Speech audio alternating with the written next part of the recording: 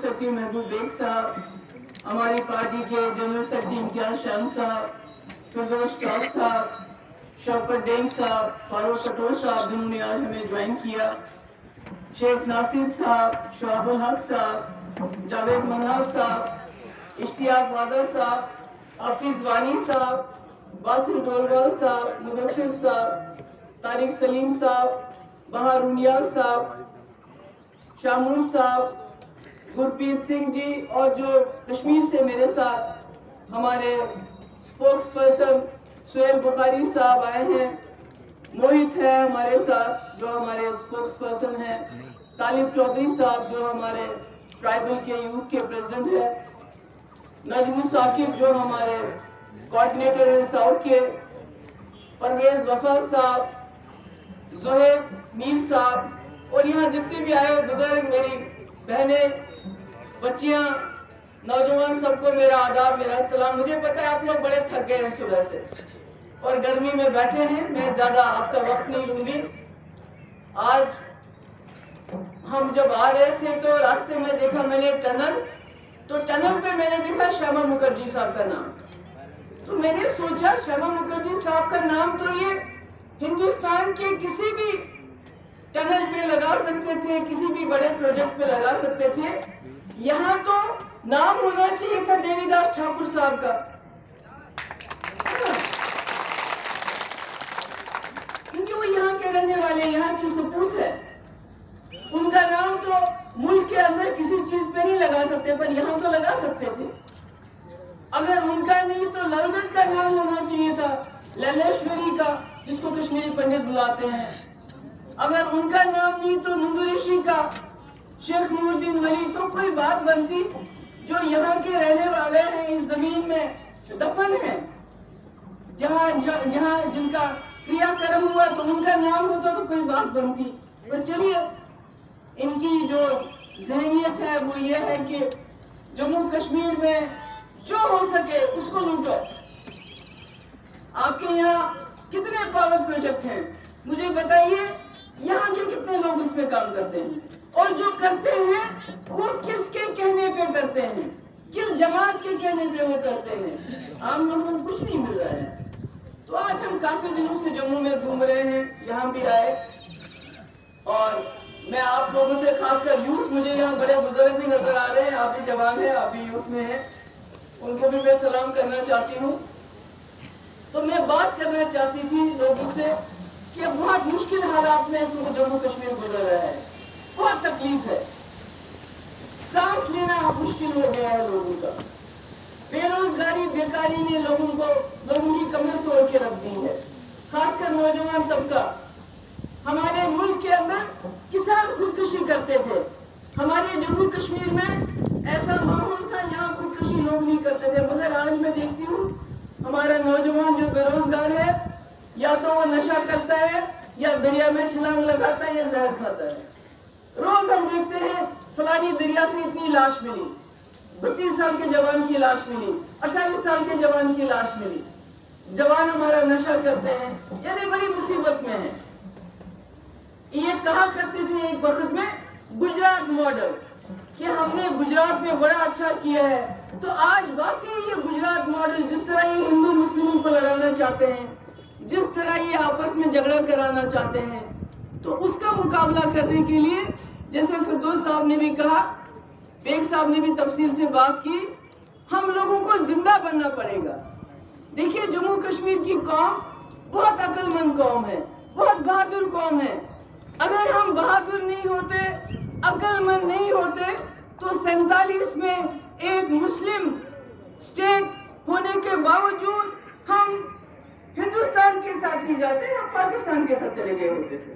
مگر ہم نے سوچا ہمارے ریاست میں ہندو، مسلم، سکھ، بودھ، عیسائی سب رہتے ہیں مل کے، یہ گلدستہ ہے، پاکستان کی طرف خالی مسلمان جا رہے ہیں، ہم نے مذہب کے اوپر بٹنا بند کر دیا، ہم ہندوستان کے ساتھ چلے۔ کس ہندوستان کے ساتھ؟ گاندھی کے ہندوستان کے ساتھ، جواہر لال نہرو کے ہندوستان کے ساتھ، گوڈسے کے ہندوستان کے ساتھ ہم نے الحاق نہیں کیا۔ یہ میں بی جے پی والوں کو بتانا چاہتی ہوں، اگر آپ اس ملک کو گوڈسے کا ملک بنائیں گے تو جموں کشمیر پہلے ہی آپ کے ہاتھ سے نکل چکا ہے اور زیادہ نکل جائے گا. انہوں نے پچھلے 4 سال سے جو طوفان مچا کے رکھا ہے، جب میری سرکار تھی تو میں دیوار بن کے سامنے کھڑی رہی. میں نے ان کو جموں کشمیر میں وہ کرنے نہیں دیا جو یہ آج کل کر رہے ہیں، مگر پچھلے 4 سال سے مصیبت میں لوگ ہیں. ہماری ریت باجری کے لیے بھی ٹھیکیدار باہر سے آتا ہے اور ہمارے لوگوں کو ریت باجری کی قیمت چگنی دینی پڑتی ہے. ہمارے پاور پروجیکٹ کے ٹھیکے باہر کے لوگوں کے پاس، ہمارے سڑکوں کے ٹھیکے باہر کے لوگوں کے پاس، اور یہاں کے لوگوں کو مزدوری بھی نہیں ملتی، اور اگر ملتی ہے ان کی مزدوری کم ہے. جو باہر سے لوگ آتے ہیں ان کی تنخواہیں زیادہ. یہ صحیح ہے غلط ہے؟ تو میرے کہنے کا مقصد یہ ہے کہ انہوں نے جموں کشمیر کی شکل بگاڑ کے رکھ دی ہے.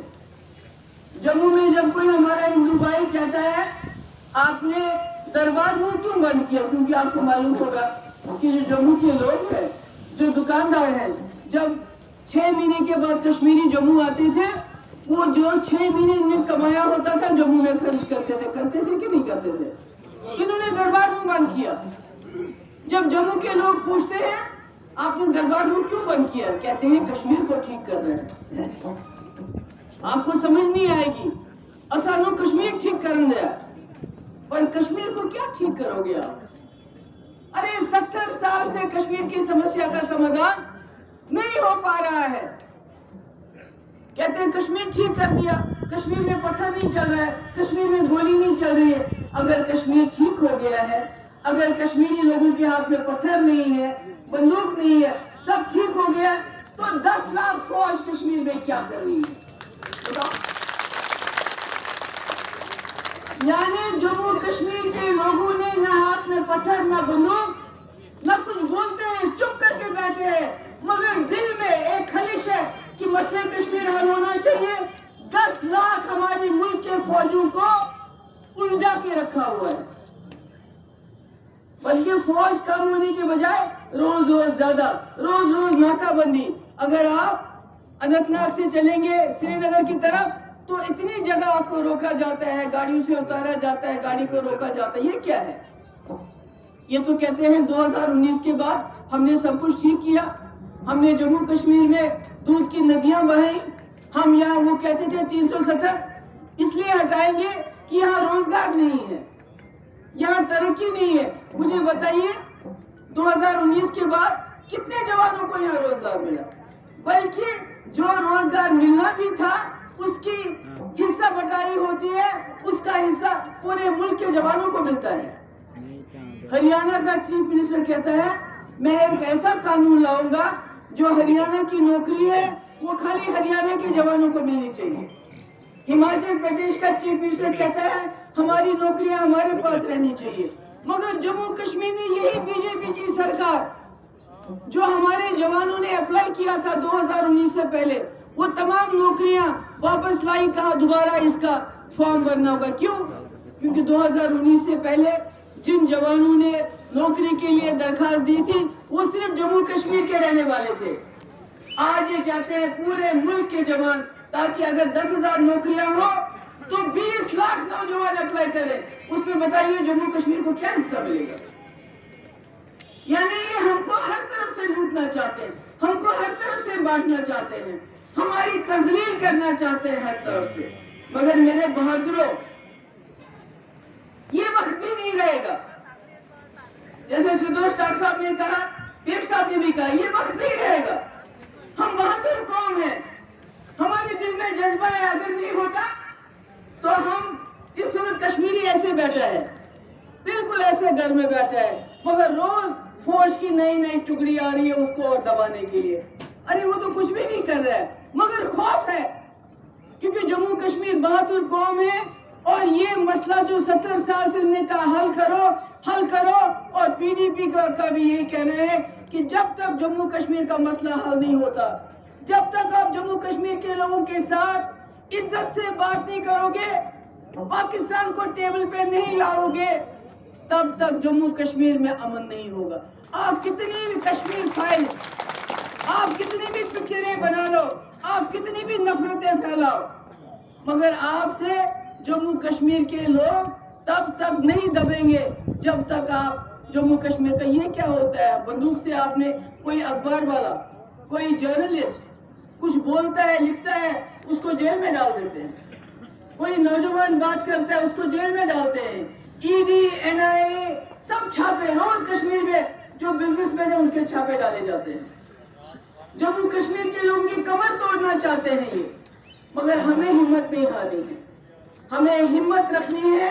ہماری جماعت آپ کے سامنے، آپ کی میں سارے ورکروں کی شکر گزار ہوں، بڑے لوگ آئے چلے گئے مگر آپ اپنی جگہ رہے۔ میں کافی لوگوں کو آپ میں سے پہچانتی ہوں یہاں پر، جن کو میں آج بہت دیر کے بعد دیکھ رہی ہوں۔ میرے بزرگوں، میرے نوجوانوں، میں ہوا مفتی آپ سے کہتی ہے کہ یہ وقت نہیں رہے گا، ظالم کا ظلم ہمیشہ نہیں رہتا ہے، ظالم کو اوپر والا آخرکار اس کا حساب کتاب ہو جاتا ہے۔ ہماری پوزیشن ہی نہیں بلکہ سود کے سمیت جو انہوں نے ہم سے لیا وہ ان کو واپس کرنا پڑے گا، یہ آپ دل میں اطمینان رکھو۔ ہم تب تک خاموش نہیں ہوں گے جب تک جو ہمارے ساتھ، جو ہماری عزت کے ساتھ کھلواڑ کیا گیا، جب تک وہ ہماری عزت بحال نہیں ہوگی ہم خاموش نہیں بیٹھیں گے۔ مجھے معلوم ہے آپ کے یہاں آپ کے جو پاور پروجیکٹس ہیں اس میں آپ کو نوکری نہیں ملتی، اور اگر ملتی ہے تو بی جے پی والوں کے اپنے جو ان کے ہوتے ہیں، آپ کے ساتھ ظلم ہے، آپ کی مشکلات ہیں، جو آپ کے خاص کر بی پی ایل سے نیچے جو لوگ رہتے ہیں ان کی بڑی دقتیں ہیں۔ ہم سے جو بن پڑے گا ہم کریں گے، مگر ایک بات آپ یاد رکھنا، آج الیکشن کا وقت نہیں ہے، نہ میں ووٹ مانگنے آئی ہوں، میں صرف آپ کو دلاسا دینے آئی ہوں، ہمت دینے آئی ہوں کہ میری طرف میری ہمت آپ لوگ ہو۔ میں کون ہوں؟ میں ہوا مفتی کیا ہے؟ کون ہے میں ہوا مفتی؟ میں ہوا مفتی کی آواز میں تب دم ہے جب آپ لوگ اس کے پیچھے ہوتے ہو۔ اس لیے اس جماعت کو مضبوط کرو، اس جماعت کو کا ساتھ دو، آنے والا جب بھی الیکشن آئے گا اس کو سوچ سمجھ کے فیصلہ کرنا۔ یہ چاہتے ہیں جو انہوں نے 2019 میں جموں کشمیر کی خصوصی پوزیشن کے ساتھ کیا، وہ انہوں نے غیر آئینی کیا، وہ انہوں نے ناجائز کیا۔ آپ اس ناجائز فیصلے کو یہ جائز قرار دینا چاہتے ہیں، یہ چاہتے ہیں اسمبلی میں ان کے لوگ آئیں، بڑی تعداد میں آئیں، ان کی ٹیمیں آئیں، ان کے جو اپنے لوگ ہیں وہ آئیں، تاکہ جو فیصلہ غلط انہوں نے 2019 میں کیا اس میں یہ مہر لگائیں۔ اس لیے میرے بزرگوں، میرے جوانوں، میرے بچوں، خبردار رہنا، کیونکہ سپریم کورٹ میں ہمارا کیس ہے۔ اگر آپ ذرا سا بھی آپ کے ذہن میں یہ آ گیا کہ اب ووٹ ادھر دینا ہے، اس کو کامیاب کرنا ہے، ایسا نہیں کرنا۔ پی ایچ ڈی چاہے ہم اکٹھے لڑیں یا الگ الگ لڑیں، جو جماعتیں پی ایچ ڈی میں ہیں ان کو کامیاب کرنا ہے۔ اگر میرا کینڈیڈیٹ بھی ہوگا، دوسری جماعت پی ایچ ڈی کا بھی ہوگا، اگر میرا کینڈیڈیٹ آپ کو پسند نہیں ہے، پی ایچ ڈی کے دوسرے کینڈیڈیٹ کو ووٹ ڈالو، مگر اس کے باہر نہیں جانا، اس کے باہر نہیں جانا، کیونکہ اگر اس کے باہر گئے اسمبلی میں ایسے لوگ آئیں گے جو انہوں نے کالا قانون پاس کیا 2019 میں، جو انہوں نے غیر آئینی طریقے سے ہم سے سب کچھ چھین لیا، یہ اس کو جائز قرار دیں گے، اس سے مہر لگائیں گے۔ اس لیے آپ کو میں خبردار کرنا چاہتی ہوں۔ باقی میں آپ سب کی شکر گزار ہوں۔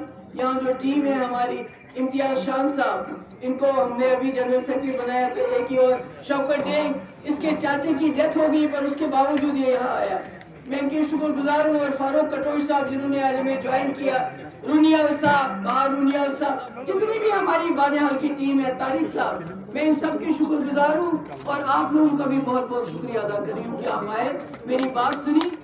دعاؤں میں یاد رکھیے گا، اللہ تعالیٰ ہمیں